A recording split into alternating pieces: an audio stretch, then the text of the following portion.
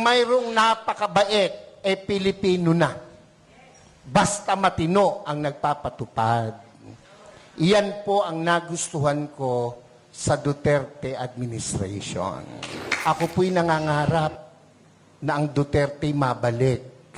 Ayaw naman po natin na mangyari yun, na magkaroon ng catalyst for a lot of course, rallies and dissent from any side, no, from all sides. At talagang maghahagisan ng puti. Kaya noon pa, sabi ko na, nako, mag-independent ako, trabaho na lang. Oh, nangampanya na at the service. Ay, nako, sakit ng ulo.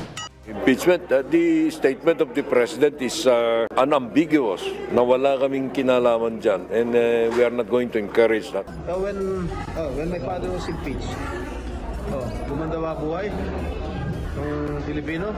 Kaya naman, natanggal yung matandang Marcos, gumanda ba? Lalo na, worsen. Danagan Balita News Update. At sa amin, nakapag-harvest na kami, kakatanim lang eh. So, hindi, buti na lang yung timing, hindi yung bago aanin, nakapag-anin na tayo. So, kung yung season na susunod... 5,000 pesos.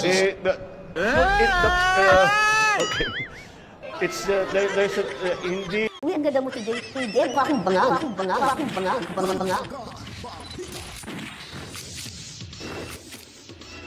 Mga bagwidan, welcome back na naman ho. Andito na naman ho tayo mag-iingay sa ating palatuntunan na Danagan Balita Reaction Video News Update. At ito na po ay talagang excited na naman ho tayong magbigay impormasyon sa inyo kung ano po yung mga kaganapan, latest update at recap information mga kabalitaan. So dito lang ho yan sa Danagan Balita Reaction Video News Update mga kabalitaan. Kaya kung hindi pa po kayo nakapag-subscribe, subscribe na ho kayo para lagi tayong updated lahat sa mga kaganapan sa ating lipunan. Well, ngayon yung paksa ho natin mga kabalitaan, nako po, biruin nyo po, ilang mga senador tutol sa impeachment. Talaga naman ayon pa ng Malacanang mga kabalitaan na nanindigan ho sila na talagang ayaw ho talaga nila sa impeachment. Di ba? So, ano pa bang, kailangan pa bang i-memorize ho yan? At si Amy Marcos, sabi pa niya, ito daw ang problema, ito daw yung mga nagsasampa ng kasong impeachment daw, ay sakit lang yan sa ulo. And then, gusto niyo bang marinig yung yung nagtrending na isang obispo na nananawagan na kailangan ibalik yung mga Duterte? So maya-maya ho, mapapakinggan ho yan dito at mapapanood ho dito sa ating programa. Kaya heto na po, pakinggan ho natin. Kasi sabi daw, isunod muna natin itong Net25, saganang, hindi naman sagana. Ano ba ito? 100% ho. So pakinggan ho natin yung kanilang report mga kabalitaan. Ahayag po ang ilang senador ng pagtutol sa pagsusulong ng impeachment case laban kay Vice President Sara Duterte. Ayon kay Senador Mig Zubiri, hindi niya nais na makakita ng impeachment proceedings sa Senado dahil magkakaroon lang ng pagkakahati-hati sa pananaw at mauuwi lamang ito sa gulo. At bilang dating Senate President, alam niya ang magiging implikasyon nito. Hindi rin ho niya nais daw na mangyari sa bansa ang pagdedeklara ng martial law gaya ng nangyari sa South Korea. Pakinggan natin, Juan Miguel Zubiri. Ako, like many of my colleagues, we would not want to see an impeachment proceedings in the Senate because obviously it's going to be very divisive. I know I'm supposed to not talk about the impeachment, but in my heart, is this what we want so close to the elections? Although if there's an impeachment that is delivered to us in the Senate, we have to do our constitutional mandate to convene an impeachment court. I used to be Senate President, so we know the implication of that. We know our duty. But of course, personally, if you ask me in my personal opinion, sana walang gulo. Kasi ayaw po natin ng gulo at this point in time. Gusto po na namin ceasefire muna at this point in time. Tignan nyo nangyari sa South Korea. Diba? They declared martial law in South Korea. Now, nagkakagulo sila doon. I couldn't believe it. I couldn't believe that they had this type of political noise in South Korea last night. So, ayaw naman po natin na mangyari yun, na magkaroon ng catalyst for a lot of course, rallies and dissent from any side, no, from all sides.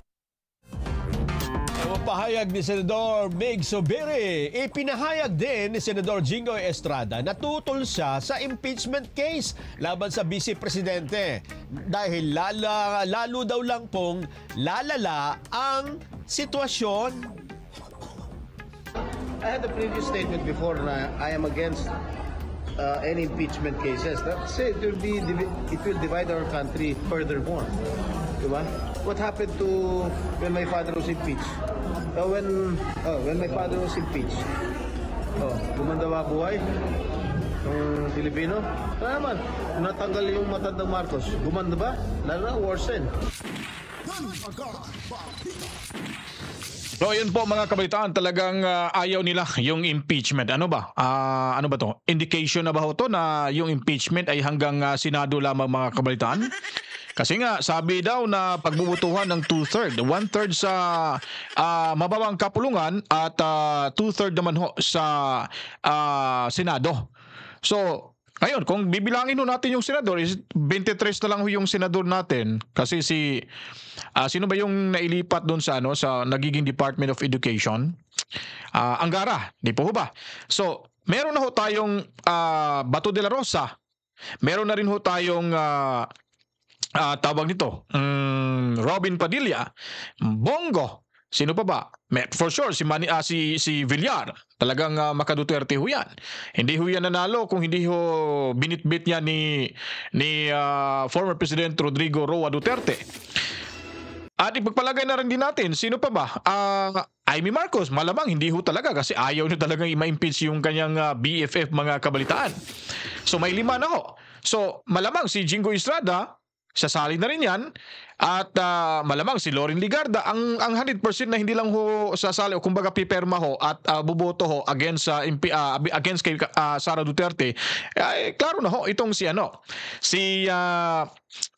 Honti Virus mga kabalitaan. Malamang sigurado ho yan, di yan bumutuhan talaga yan, pabor ho sa impeachment. At yung dalawang Villar ho dyan, yung mag-ina, atin rin ho yan, DDS din ho yan. Ibig ko sabihin na hindi papabor sa impeachment. Kasi nga, maniniwala ho sila sa panawagan ng ating presidente na hindi ho susuportahan mga kabalitaan dahil yun po ang kanyang panawagan. Kaya nga sabi ho dito na yung Malacanang daw ay nanindigan na hindi ho susuporta sa yung impeachment na isinampa ng mga makakaliwa mga kabalitaan. So nandito, pakinggan ho natin tong mula ho sa Malacanang. Nawa naging pahayag ni Pangulong Ferdinand Marcos Jr. ukol sa kanyang pagtutol sa impeachment complaint laban kay Vice President Sara Duterte. Ito ang iginiit ni Executive Secretary Lucas Bersamin matapos maghain ng consolidated impeachment complaint ang ilang civil society groups sa Kamara laban kay VP Sara. Impeachment, the statement of the President is unambiguous na wala kaming kinalaman dyan and we are not going to encourage that. Ayon kay ES Bersamin, walang kinalaman ang Malacanang sa naging aksyon na ito laban sa Vice Presidente. Partikular na ang banta ng pagpapaalis sa pwesto nito sa pamamagitan ng impeachment. So any suggestion na political yan or instigated by our side, no, that is never true. Ayon kay House Committee on Good Government and Public Accountability Chairperson Congressman Joel Chua, hindi pa niya matitiyak kung susuportahan ng mga mambabatas ang naturang inihaing impeachment complaint. Well, sa ngayon, hindi ko pa masasagot yan dahil sa ngayon talaga, sa totoo lang, very busy ang mga congressman, hindi lang sa Congress, pati sa mga kanya-kanyang district dahil alam naman natin, by next year talagang campaign period na. Sa oras na matanggap ng House Speaker ang verified impeachment complaint, may hanggang 10 araw na session days siya upang maisama ito sa order of business at 3 araw pang session days upang mai-refer naman sa House Committee on Justice. Sa December 18, nakatakda ang session break naman ng Kongreso. Nel Maribuhok, UNTV News and Rescue. Diyos ang aming sandigan, serbisyo publiko ang aming So ayun po, kung nakikita ho natin yung pahayag ni Chua na hindi niya alam, wala pa po siyang naririnig na susuportahan ng mga kongresista itong panawagan ni President Bongbong Marcos, talaga naman hong hindi ho siya magsasalita na kasi napakaaga pa po mga kabalitaan. Kung sasabihin niya ngayon na ano kami, suportado kami diyan. Wala baka sila naman yung babalikan ng Makabayan Block? Mas lalong magagalit ho sa kanila. Baka sila naman yung haabulin. Ibig sabihin, takot ho sila. Takot ho silang dumog ng Makabayan Block dyan, mga kabalitaan. So, mabigat ho ito at for sure, kasi nga sa kanilang pagmamadali na magsasampa ng kaso laban sa ating pangalawang Pangulo, ay ito na ho nagiging resulta, mga kabalitaan. Ito na yung naging resulta. Dahil nga po, itong si Tambaloslos, hindi po pwedeng... siguro kung sasabihin nila na kanya-kanyang desisyon sa mga nag-file, desisyon nila yan, hindi mo natin alam kung yung mga nag-file may direct ko silang contact dyan sa ating Speaker of the House, mga kabalitaan. Kumbaga, siya yung coach nito. Coach siya sa Makabayan Block, coach din siya dito sa kanya mga kongresista. So kung anong mga pinag-uusapan dun sa Makabayan Block, walang alam yung kongresista. Ano na pag-usapan niya sa mga kongresista niya, ay wala ring alam yung Makabayan Block. Malamang yun po ang mga laro ho ng ating Speaker of the House. Hindi ko sinasabi, yun ang kanilang laro ha. Pero based po sa ating understanding, sa ating nakikita, ay malamang may mga ganyan ho. Triangle, tawag nun, may tawag yun triangle, love triangle, kumbaga mga kabalita. Kumbaga may love triangle So ngayon, hindi makakasagot si Chua kasi nga kailangan hintayin yung mando or yung advice ng kanilang nakakatas dyan na si Tamba na yung Speaker of the House, Martin Romualdez, mga kabalitaan. Kaya na-sandwich ngayon yung kongresista, yung kongreso. Yung mga kongresista niyan, hindi alam kung anong sasabihin kasi nga parang parang hindi makagilap si Martin Romualdez. Saan ba to? Ano ba? Parang pinapatagal, mga kabalitaan. Siguro laro ho nila to. Laro ho nila para ho sasabihin na nakabawi ho yung ating Pangulo dahil hindi natuloy yung impeachment case o trial sa ating pangalawang Pangulo, Inday Sara Duterte. Ngayon, talagang sabi ni Senate Speaker na huwag lang magsalita, huwag magkomento sa mga ganong bagay. Ngayon, ano nangyari? Marami nang lumalabas na talagang nagpapahiwatig na yung mga ilang senador na talagang hindi ho sila susuporta. Gaya na lang ni Amy Marcos. Sinabi ni Amy Marcos na sakit sa ulo lang yan ng ba't hindi kasi nakikinig yan si Insan, may sariling mundo kasi yan pakinggan ho natin dito si Amy Marcos, mga kabalitaan. Close pa rin ho kayo ni VP? Well, napunta lang ako doon sa veterans dahil nangyari po sa aking mga department heads na kinulong. Kaya sinisigurado lang natin na okay yung mga nadadamay na empleyado. Thank you. Senator, ano po yung reaction niyo sa sinabi po ni VP Sara na ang pamilya daw po yung may pakanado po ng pagpatay kay Nini Aquino? Ay, nako, hindi muna ako nakikinig. Kaya nga, nagdeklara ako na nung una pa. Kasi alam ko na magkakabangayan ng ganito at talagang maghahagisan ng putik. Kaya noon pa, sabi ko na, nako, mag-independent ako, trabaho na lang. Dahil ayoko masali dyan. Masakit sa kalooban, tapos madadamay ka pa. Nako, iwas na lang, trabaho muna tayo sa palengke muna, sa mga lola muna, at sa pamimigay ng mga titulo, yung mga CLOA sa ating Agrarian Reform Beneficiaries. Kasi batas ko yun Kaya tuwan-tuwa ako, nabibigay natin yung mga titulo matapos ang 5 dekada mahigit ng land reform. Sa wakas, mabibigay na ng libre, wala ng utang, zero balance na ang ating magsasaka. Mayor, Senator, ano po ang birthday wish ninyo hindi lang sa Pampanga, pati po sa buong Pilipino? Ano po ang birthday wish ninyo? Nako, ang birthday wish ko, di ba nanonood tayo ng American election? Panay ang usapin tungkol sa American dream. Napaka-ambisyoso ng Amerikano. Talagang gusto nila sumikat, yumaman, maging celebrity. Iniisip ko, ano kaya yung pangarap ng Pilipino? Ang pangarap natin, napaka-simple, napaka-payak. Deserve natin makuha yung simple at payak na pangarap na yan na Iba yung ang narinig namin, iba yung pangarap ng mga Pilipino na iba na kailangan daw bababa yung kapatid ho natin. Yun po medyo hindi ho katanggap-tanggap kaya makinig na lang tayo sa sinabi ni attorney ni attorney na tuloy. Senator Amy Marcos sa kanyang birthday wish para sa mamamayang Pilipino. Busog lahat ng pamilya, makatapos yung anak, at may bahay kahit paano. Deserve naman natin talaga ang napakasimple na pangangailangan at mithiin ng bawat Pilipino. So tuloy-tuloy, deserve natin, the service. Ayun. Wow, nangampanya na the service. Ay nako, sakit ng ulo. Senator na naman. Ano po, hindi ko first time. May balak talaga ako na Ay po, sorry. Message niyo po kay advice niyo po kay VP Sara. Ay nako. Yun, parang sa amin na yun.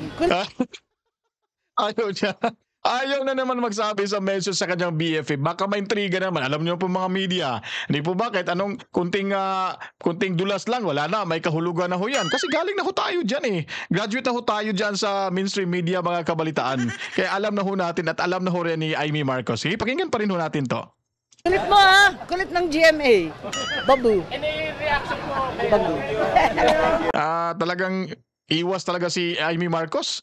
At tama rin naman, sa kanila na lang yon kasi may may problema pa, mainit pa yung takbo ng politika.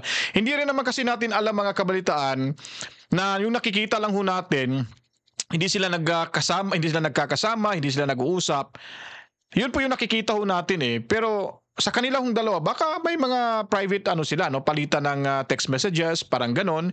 So hindi ho na rin natin ma-judge itong si Amy Marcos kasi alam ko naman ho na ako, pasensya na sa mga kasamahan nating DDS nakita ko kasi itong si Amy Marcos, masaya siya. Masaya siya siguro dahil tanggap pa rin ho siya ni VP Sara Duterte. Yun po yung nakikita ko Kasi pag ang taong hindi masaya ho, ay talagang umiiwas yan para hindi ho siya makapagsalita. Kumbaga nagpapalitan ho sila ng siguro text messages para ho i-comfort yung bawat isa. Siyempre mga babae ho yan Yun lang po yung aking point of view ho. Kasi naniwala ako, nakikita ko sa aura ni Senator Amy Marcos na hindi siya affected.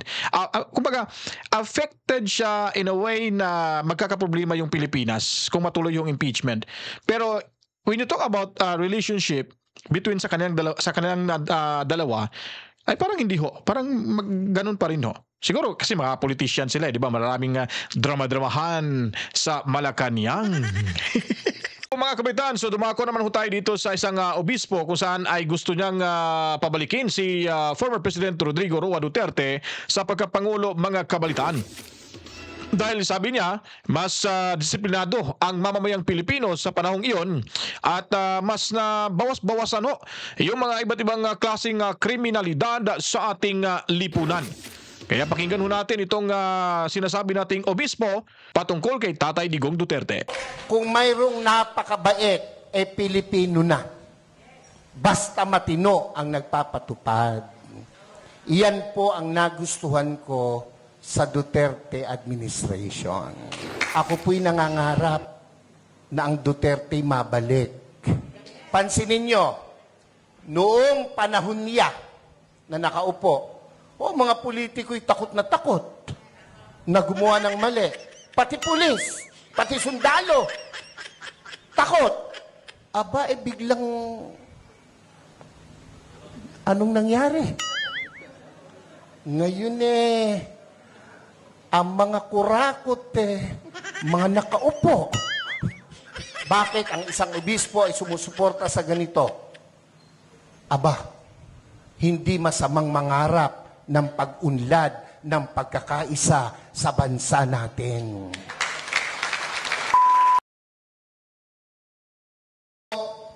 Sa edad kong ito, marami na po akong kasigida dito, mga 30 anyos. Huwag kayo magpapakita. Sa paglalakbay ko po, Hong Kong lang. Ang mga Pilipino, pag nasa Hong Kong, kang babae. Hindi nagtatapo ng balat ng candy, nilalagay sa bulsa. Pag naka-red tigil. Kahit walang lumalakad na sasakyan, walang tumatawid.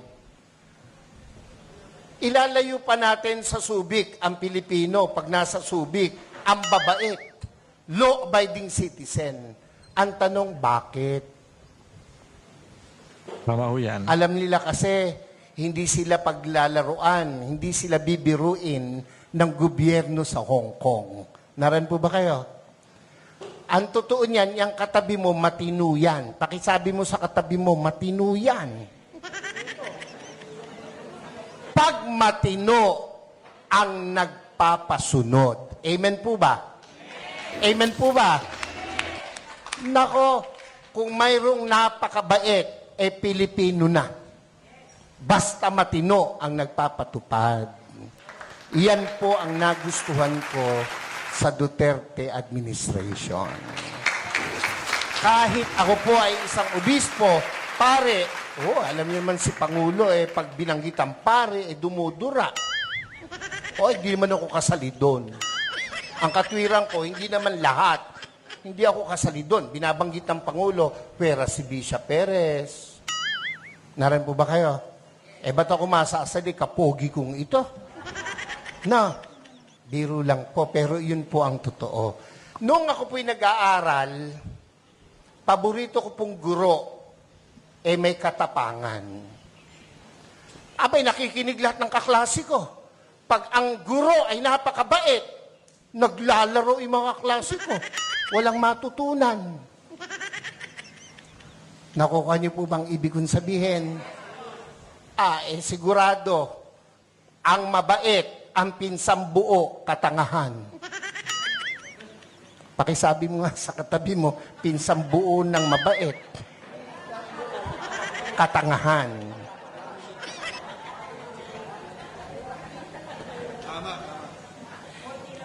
Ako po ay isang professor din by profession. Isa po ako sa kinatatakutan ng mga estudyante. Pag ako po'y naglalakad sa koridor, nauubos ang estudyante. Pag pumasok ako sa pintuan, tahimik, para mga pinitpit na luya ang mga bata. Pero isa lang ang aking sinisigurado, may matututunan ang mga bata sa akin. Kaya po, ako ay kinatatakutan, pero pinakamamahal ng mga estudyante. Naran po kayo. Naran po kayo. Ako po'y nangangarap na ang Duterte mabalik. Yung mga hindi pumalakpak, bahala kayo. Naran po kayo.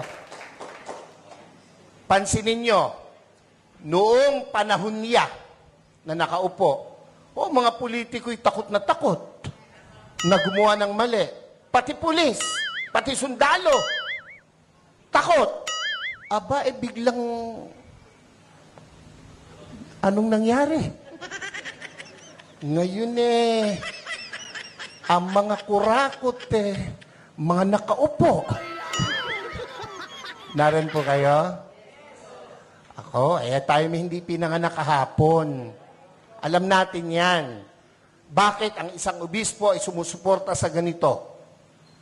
Aba, hindi masamang mangarap ng pag-unlad ng pagkakaisa sa bansa natin. Kung hindi tayo magsasalita at kikilos, kung hindi tayo magpapakita ng puwersa, ng lakas, sino ang gagawa nito? No, kung palakpak lang, hindi mo magawa, lalo na sa rally, hindi mo kaya. Yung makasigaw ng Amen! Oy, yan yung matatapang. Yung mga hindi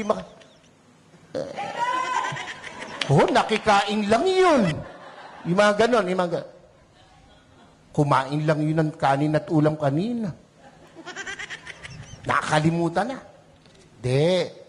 Dapat, ito ang tandaan nyo, ang buhay natin, minsan lang. Pakisabi mo sa katabi mo, mamamatay ka rin. Sabihin mo, malapit na. Pero, bago mamatay, napakagandang nagparinig ka, nagparamdam ka, para sa bayan. Yun ang pinakamahalaga sa lahat. Amen po? Ako po hindi takot makulong, mabugbog, basta't iparamdam mo yung gusto mong iparamdam. Babae, gusto mo, maganda, mayaman, sexy! Gustong-gusto mo. Sa tuwing nakikita mo, nagpupunta ka ng kubeta. Hanggang kubeta ka na lang. Hindi ka magtatapat, hindi ka magpaparamdam. Pag dumaan na ganun, simulan mo sa kindat. Simulan mo sa dila. Hanggang sabihin mo, crush kita. Hindi ka man tanggapin, at least nagparamdam ka. Mga Bulakenyos, mga kasama kong taga-Caloocan, Zambales, Pampanga, hindi masama na suportahan natin itong rallying to. Yung iba na pe-pressure ng kung sino, natural lang yon. Ang nami-pressure sa kanila, siguro nasa taas. Dahil kung nasa baba, hindi nila papansinin. Pero, tayong malaya, huwag tayong pa-pressure kahit kanino. Minsan lang ang buhay natin. Sabi mo sa katabi, mamamatay ka rin. Sabi mo, mamaya lang. What?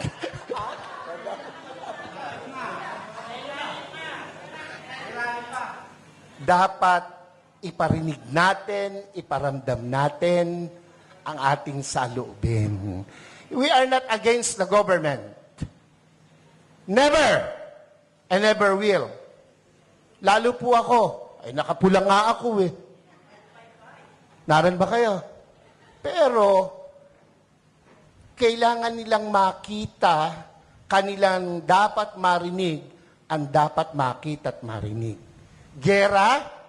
Handa ba ang Pilipinas sa gera? Ha?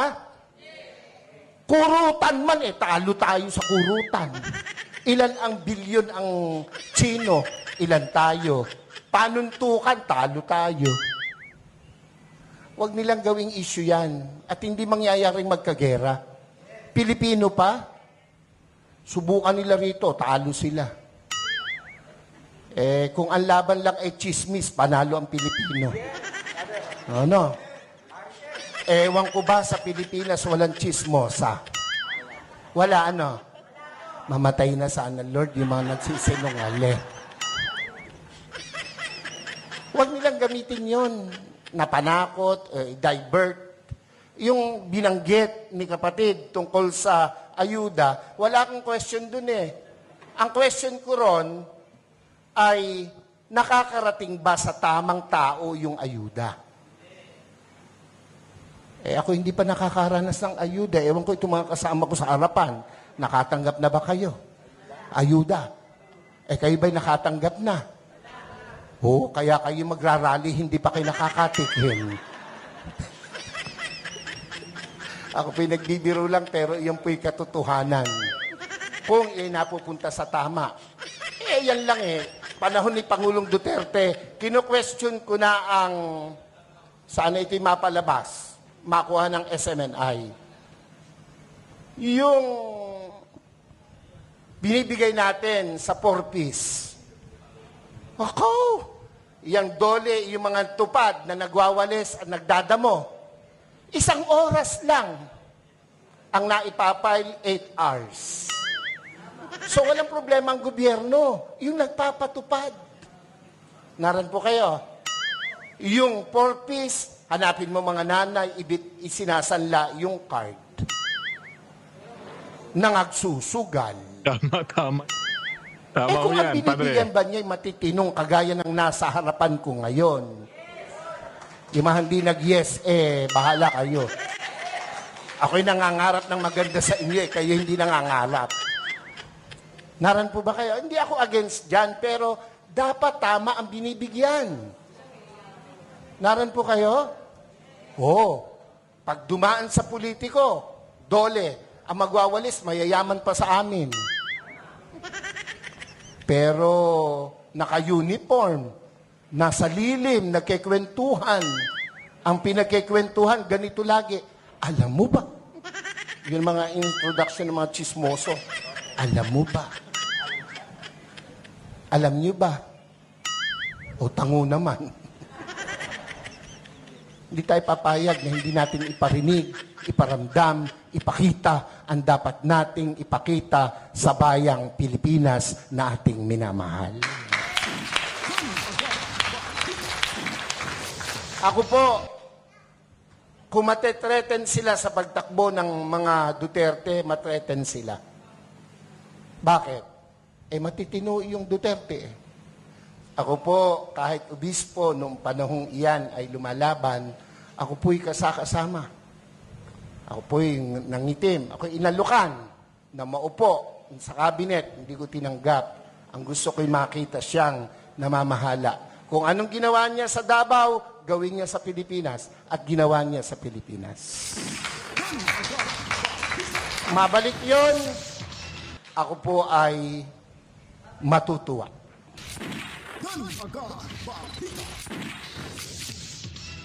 Ayun po, napakaganda ho mga kabalitaan yung naging mensahe ho ni Obispo. Sino ba yung si Obispo? Paki-comment nga mga kabalitaan kung kilala niyo po yung Obispo na yan, yung bishop na yan. Kasi papasalamatan ho natin yan mga kabalitaan.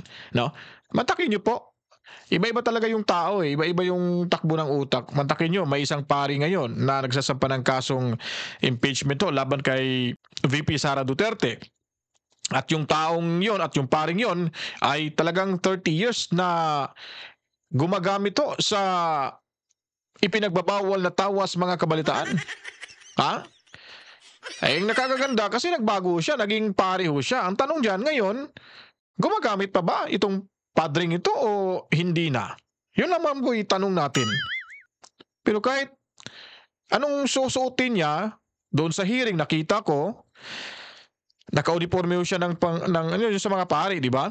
Nung nag-file siya, ganun ho, talagang malinis yung suot niya, pero yung mukha niya, mukhang sabog mga kabalitaan. Yun lang po yung tanong ko kung talagang huminto na ba talaga itong pari na itong gumagamit ng bawal na tawas. Anyway, so napakaganda ho ng mensahe. Sana ho mapakinggan to ng ibang mga followers ho natin or subscribers ho natin. Sana mapanood nyo po ito dahil hindi ho kayo magsisisi. At medyo natuwa ako sa bishop na ito dahil nga straightforward ho siya magsalita at pinapakita niya talaga na isa siya sa nagpapatunay na yung ating former President Rodrigo Roa Duterte ay matinong leader at tama ho yung kanyang ginagawa or bilang presidente ng ating bansa sa paggamit ho sa kanyang kapangyarihan at pagpapatupad ng kanyang mga polisiya at batas dito sa ating bansa mga kabalitaan.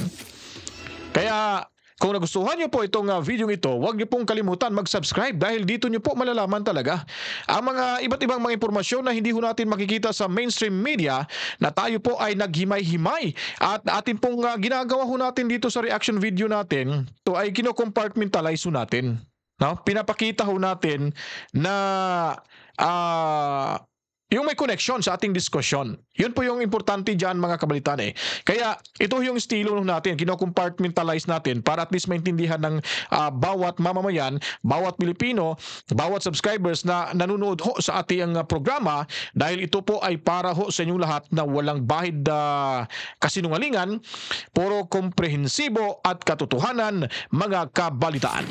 Kaya kung nagustuhan niyo pong video ito, huwag kalimutan, i-share nyo na at mag-subscribe na para laging updated sa mga kaganapan sa ating lipunan. Ako'y magpapaalam na po at kita-kita ho tayo sa susunod pang mga video i-upload natin sa susunod mga oras. To God be the glory. Mwah mwah. Chip chip. Peace out.